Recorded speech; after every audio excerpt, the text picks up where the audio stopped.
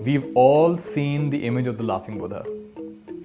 He was actually a real Zen monk who lived in China about 1,000 years ago. And he was famous for being very jovial. And he would wander from place to place. And he carried with him a big sack carrying all kinds of goodies in it. He would stop on the wayside and all the children would come running to him and he'd give from his sack something nice, some little gift, something or the other to all the kids, and they would love it. In a way, he created these kind of playway kindergarten schools wherever he went. And he would tell stories and he would laugh with the kids and he would roll in the mud with them. And there was a Zen scholar who saw this behavior and said, what kind of behavior is this? This is not the way monks are supposed to behave. He's wearing his clothes so loose they'll drop off any time. He's carrying this big fat bag. What kind of behavior is this? He's most un-monk-like. So this scholar said, people like him are spoiling the true teachings. He decided to confront him.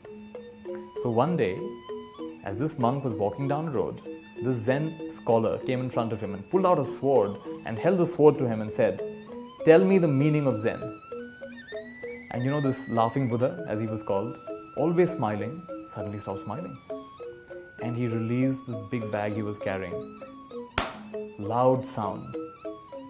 And then he smiled again. The scholar was still not fully impressed. So he said, how does one realize Zen?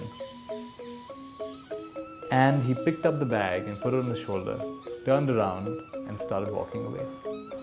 And the scholar realized he was in the presence of greatness, that he'd made a big mistake. He threw his sword away and went and asked for forgiveness. So in this story, without even saying anything, the monk is conveying some of the deepest lessons. What is the meaning of Zen? Put down the burden. What burdens are we carrying?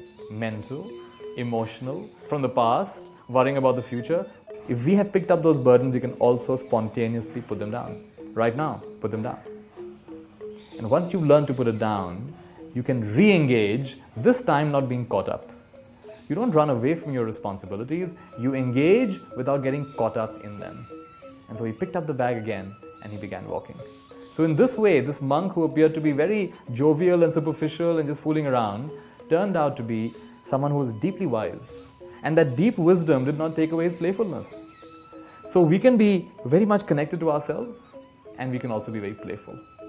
So this is a light-hearted approach to a really wise way of living. And the laughing Buddha, the Zen monk, represents that wonderful teaching.